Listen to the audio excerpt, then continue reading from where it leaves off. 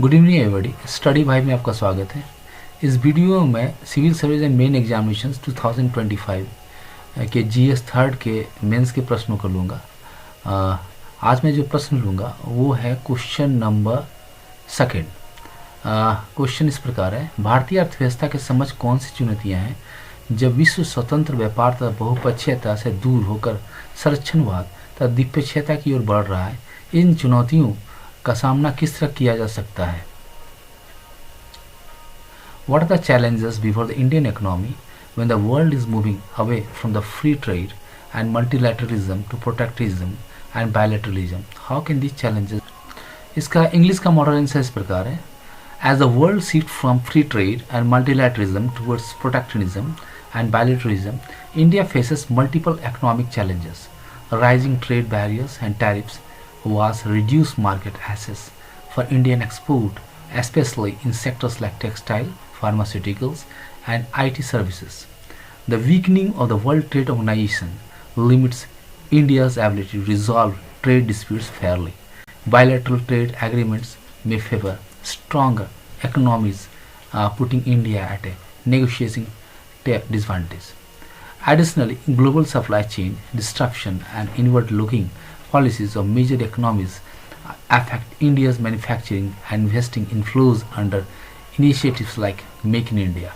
Way forward, India must diversify export markets, strengthen domestic manufacturing, and enhance competitiveness through technological innovations and skill development.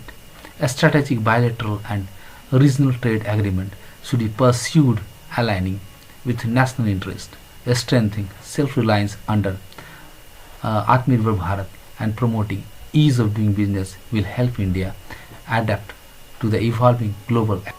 इसका हिंदी का model answer इस प्रकार है, जब विश्व मुक्त व्यापार और बहुपक्षवाद से हटकर संरक्षणवाद और द्विपक्षवाद की ओर बढ़ रहा है, तब भारतीय अर्थव्यवस्था कई चुनौतियों का सामना कर रही है। बढ़ती व्यापारिक बाधाएं और शुल्क युद्ध भारतीय निर्यातों, विशेषकर वस्त्र, दवा और IT सेवाएं के लिए बाजार पहुंच को सीमित करते हैं। विश्व व्यापार संगठन की कमजोर होती भूमिका भारत के व्यापार विवाद के समाधान को कठिन बनाती है। द्विपक्षीय समझौते अक्सर शक्तिशाली अर्थव्यवस्थाओं के पक्ष में झुक जाते हैं, जिससे भारत को नुकसान हो सकता है।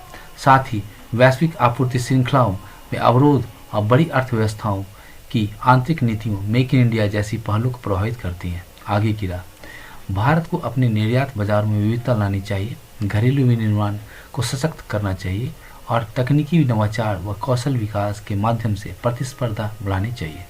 राष्ट्रीय हितों के अनुरूप रणनीतिक द्विपक्षीय और क्षेत्रीय व्यापार समझौते किए जाने चाहिए।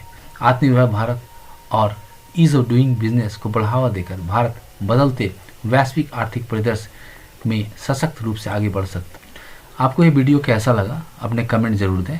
अगर वीडियो अच्छा लगा चैनल को सब्सक्राइब करें, लाइक करें, शेयर करें।